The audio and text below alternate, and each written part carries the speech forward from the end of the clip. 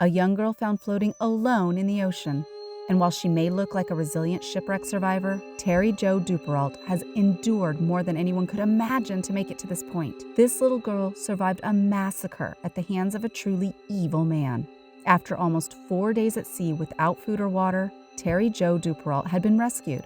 But before she could provide any answers as to what went on, she collapsed and had to be hospitalized.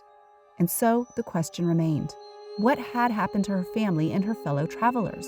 Was this the result of a horrible accident? Or had something far more sinister taken place on the open sea? Remarkably, answers had already arrived, as Terry Jo was not the first passenger from the now sunken ship to be found. 3 days earlier, the captain of the Bluebell was discovered floating in a dinghy. Julian Harvey had a clear recollection of the night before and what had happened that left him drifting alone in the ocean. But given that this was just one man's version of events, there was always a chance that Harvey's facts were all fiction. 12:35 p.m. Monday, November 13th, 1961. A crew member on the Gulf Lion oil tanker spots a man screaming for help from his life raft. And not only is he hollering for assistance, he also alerts the crew members by telling them that he has a dead baby on board. The oil workers rescue the man, who soon identifies himself as Julian Harvey. They find the body of 7-year-old Renee Duperrault tucked inside a life jacket, lying dead in the vessel. Her cause of death: drowning. Captain Harvey is then questioned by authorities in Nassau. His calm and cool demeanor may have been down to the fact that he was a veteran of the sea and a former World War II fighter pilot. But there was something fishy about a ship's captain washing up as the sole survivor in a dinghy filled with supplies. Harvey explained that during the night prior at around 8:30 p.m., the Bluebell was hit by a squall, a strong force of winds that stretches for minutes at a time. This drastic weather change caused catastrophic damage to the Bluebell. The ship keeled over, the mainmast snapped, and Julian Harvey was left cut off from the rest of the passengers on board. This included his wife, Mary, and the Duperrault couple, Arthur and Jean, and their 3 children, 14-year-old Brian, 11-year-old Terry Jo, and 7-year-old Renee. Julian Harvey claims that after the initial disaster at sea, a fire then broke out aboard the Bluebell. This ketch that had been sailing the seas since 1921 was now well and truly done for. With no other option of rescue and none of his passengers in sight, Harvey abandoned ship via the dinghy. Soon after, he spotted the lifeless body of Renee Duperrault floating in the water. Harvey pulled her onto the dinghy and attempted to revive her.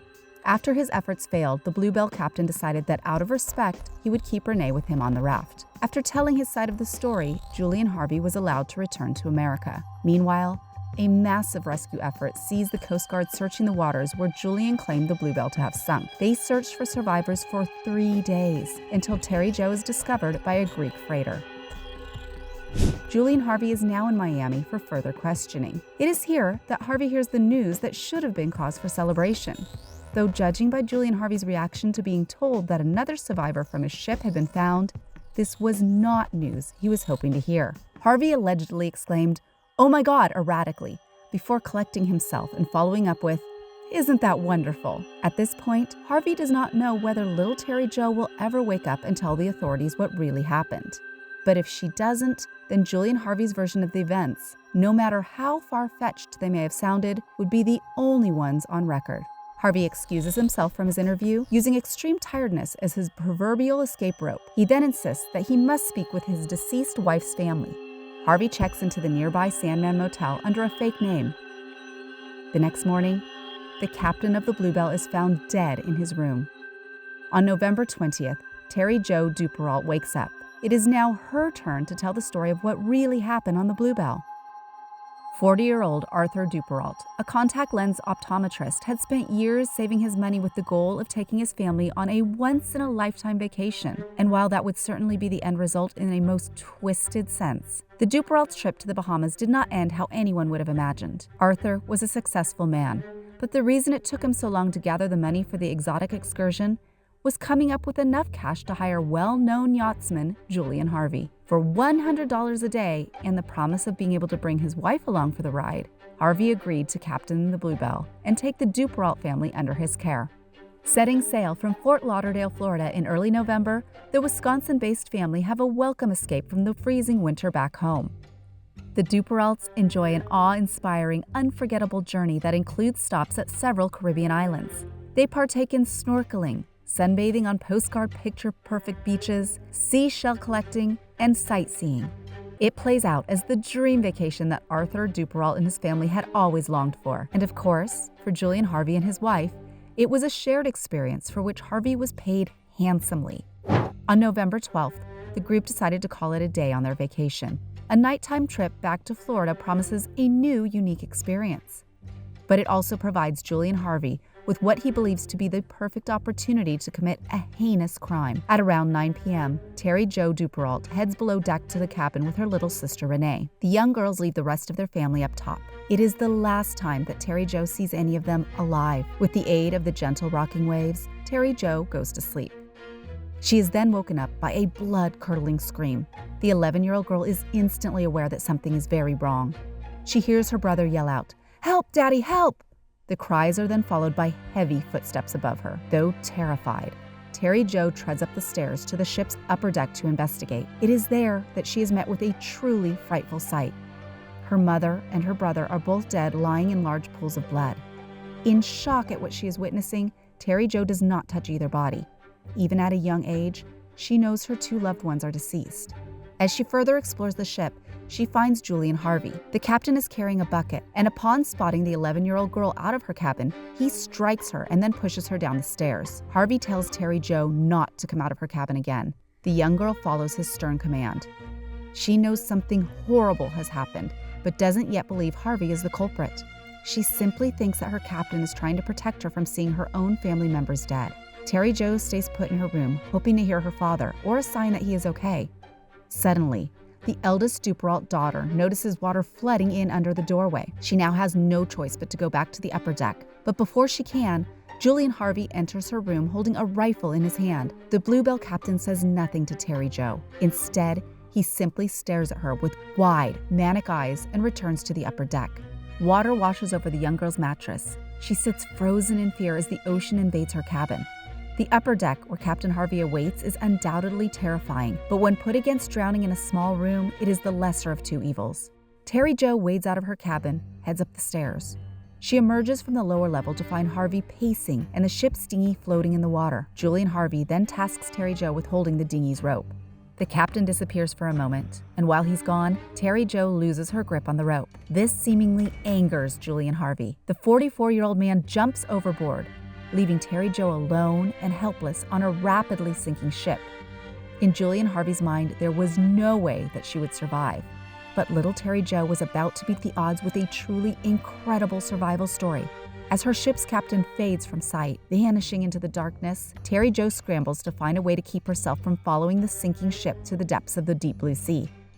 She remembers that the Bluebell has a second raft, a small pod-like vessel made from cork and netting. It's barely big enough for this young girl, but there is no other option. As Terry Jo boards her tiny watercraft, the Bluebell sinks below the surface. The ship and the bodies of her mother and brother are now gone. Terry Jo's escape is not yet over, though. She quickly realizes that the small cork raft is still attached to the Bluebell via a rope. If she doesn't get it detached in the next few seconds, she and her raft are going under. In the pitch black of night, the brave girl reaches for the rope. Its fibers are, of course, wet, and so getting a grip strong enough to untie the knot is almost impossible. Terry Jo wrestles with the rope. She's making progress, but not fast enough to keep her raft from being dragged underwater. After a moment of being submerged, she breaks the rope's grip, freeing herself and her raft to bounce back up for air. An incredibly close call. But now what awaits Terry Jo is a fight for her life against the ultimate adversary, the elements. As Terry Jo sits alone in her raft, she begins to understand the events that have just unfolded. And upon realizing what Julian Harvey had done, she goes from being worried about drowning to being terrified that the sinister ship captain was going to come back for her.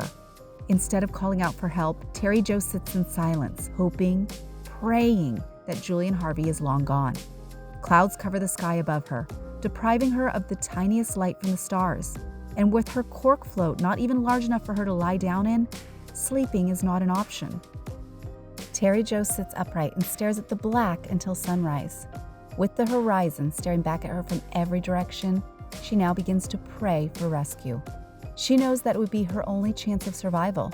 Terry Jo sits and waits as her cork raft slowly begins to disintegrate beneath her. Parrotfish begin to feed on her feet. As the fish turn the water surrounding Terry Jo's ankles red, the Duperrault daughter endures horrifying sun exposure. As the darkness of nighttime falls, an exhausted Terry Jo does her best to stay awake. Though with all she's been through, her eyes are unbearably heavy.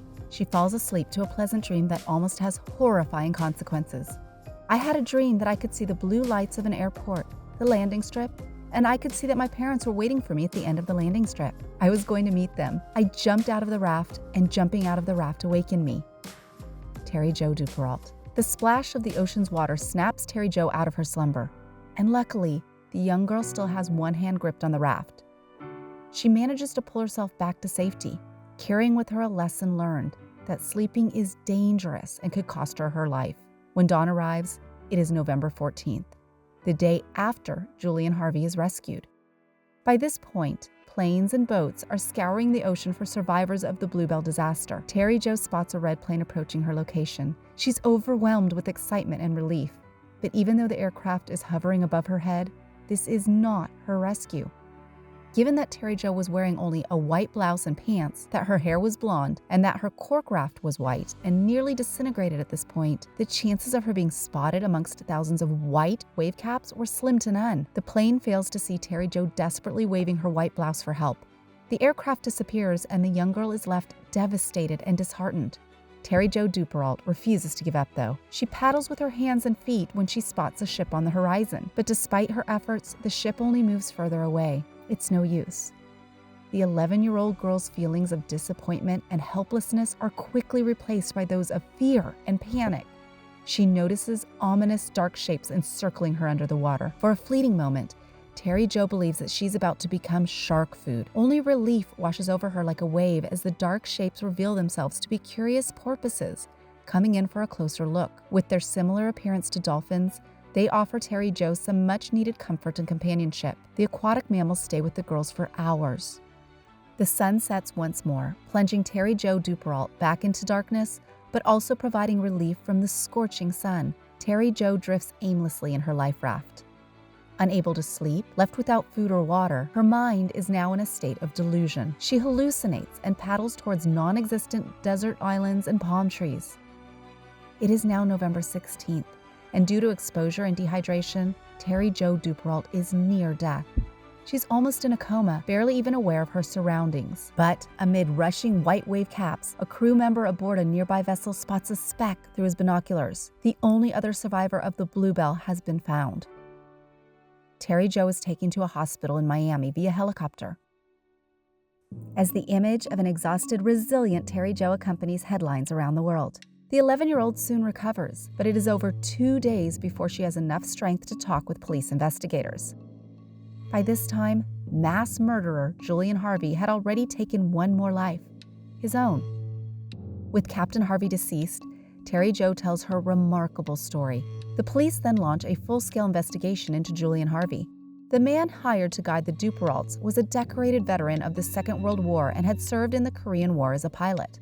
Away from his military service, though, Harvey had great difficulty holding down a job. This came hand in hand with severe financial troubles. Just 2 months after marrying Mary Dean, Julian Harvey took out a double indemnity life insurance policy. This means that the policy is still covered when the person's death come about as a result of an accident.